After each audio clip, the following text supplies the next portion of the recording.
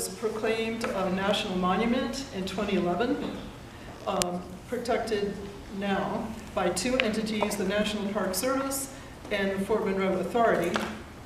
In 2012, the City of Hampton City Council passed a resolution to keep the area of Wary Quarter, which is kind of in the central north part of Fort Monroe, complementary to the National Park Service plans, and that would be limited to tourism, hospitality, recreation, and open space. And Hampton also adopted zoning consistent with the 2012 resolution for West Wary area, and the East Wary area has been added to the National Parkland, which is great news. Many would like to see the West Wary area as a natural area with reintroduction of native plants, coastal forests, integrating landscaping that would attract migratory birds and walkways that would attract human visitors.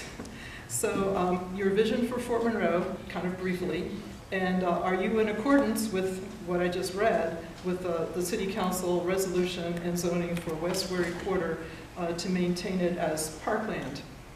Mr. Harris. Yes, I'm all for the proposal. I'm sorry, what was voted on in 2012, I believe. Another thing I see for Fort Monroe is it basically being the Coney Island of this area. I think it's a great space. I go out there, take my daughter out there, and I think it's wonderful. And it's beautiful and underutilized. So I think we can leverage things like the history there. Oftentimes our kids in Hampton, we bus them to Yorktown and we bus them to Williamsburg to view the history there, but we have great history here in Hampton. And I don't think that we leverage that enough. I've spoken with a lot of kids in the community, and oftentimes they don't even know the history here and how great and rich it is, and how the first settlers were actually in this area. So I think that's something that we should leverage. We should also leverage making a walkway all the way around Fort Monroe so people can view the beauty of it. Another thing is keeping that Wary Quarter not zoned for residential areas, but for recreation and keeping the beauty of Fort Monroe. But I think we have to leverage bringing in more tourism, even if we have to bring the Hampton History Museum down there, because I don't think it gets enough traffic. But if we can move that out to Fort Monroe and build up Fort Monroe to be a place for not only entertainment, tourism, and history, but just a place where families can go. Like I said, the Coney Island of Hampton, I envision that, and I think we can do it. Thank you. Mrs. Schmidt? When the conversations first started coming up about Fort Monroe and the Wary quarters and such, to be honest with you, I know I didn't have an understanding, and I know quite a few members on council didn't have an understanding of what exactly people were asking for. We thought they were asking for nothing to be built in this area, and there wasn't an understanding of how we were going to be able to continue the Fort Monroe if we weren't going to gain some income. But then it was explained to us that it's not that we don't want anything there, it's that we want something that's complementary to the Park Service and something that's open to the public. Once this was explained, then we all grasped it, and then we all supported the effort too. And absolutely, there's no reason that the west part of the park cannot be kept open space. I think if we have something that is what we consider to be sustainable as far as income, but we have an area there where it can be open space and park that is going to attract people too, because that's the draw right now to Fort Monroe.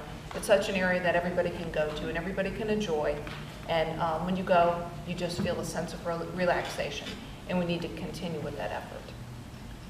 Thank you. Mr. Spencer? So I think there's enough land at Fort Monroe where I think everybody can be happy. I think that we can use it for mixed retail.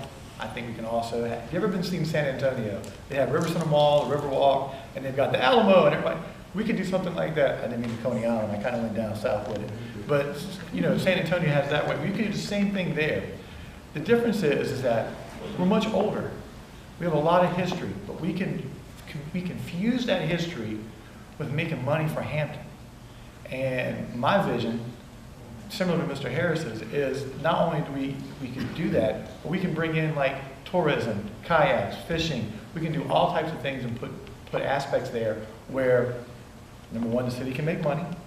Number two, everybody can have fun, have a good time, whether you're from there or not from there. Because tourism, you want to bring those people in from those other places at 757. We don't want all that money going to Virginia Beach. We want people coming to Hampton and seeing how beautiful we are.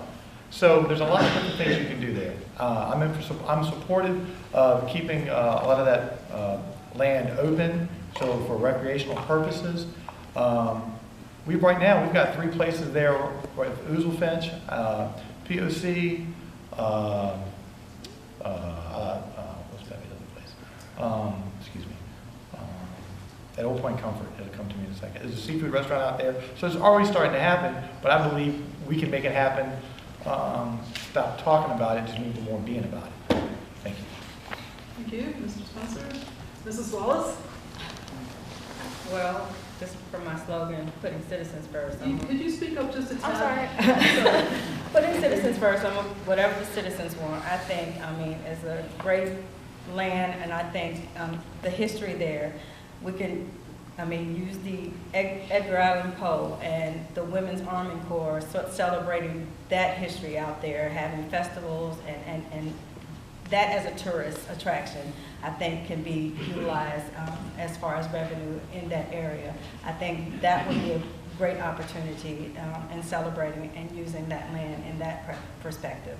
And that's just my thoughts on it. So I'm gonna make that real short and sweet. So that's how I feel about it. So. Mrs. Brown? I agree that Fort Monroe is a national treasure. It's just an exquisite, beautiful place, and we all enjoy being there and enjoying the beach and the shoreline, the history, the beautiful architecture. And I think that the preservation of this shoreline area will enhance economic viability there. I think it will provide the attractions for people to come, the open space will be enjoyable, and it will make all the rest of the development there more valuable. And I think this is how we should view all of our development efforts, that people want to live near open space, and they want to be near green spaces, and they want to be able to see and have access to the water and our beautiful natural resources. So I think it's an economic driver to preserve it. Very good. Thank you, Mr. Gray. Well, Fort Monroe is certainly a wonderful asset to be within the city of Hampton's boundaries. We a built-up city with not too much open space, with the exception of nice parks like we have right here at Sandy Bottom, but there's limited opportunity to have real open space where people can go and enjoy, and not only just for those that live in the city, but people who visit will be attracted to that as well. And so I think the zonings that have been zoning districts that have been put in place at Fort Monroe, I think, will work to help control any overdevelopment in the area, and certainly at the Weary Quarter, which I think is one of those zoning districts which has very limited, and you kind of laid them all out. I think there's only about 4 different uses that can occur within that area. And so I would certainly support keeping that zoning district in place and not allow any overdevelopment, not only there, but in the remainder of the fort, because maintaining that open space, nice walkable areas where families can go and have fun and enjoy the beaches and enjoy the history there, I think is an important asset that we have to protect in our city. Thank you, Mr. Gray.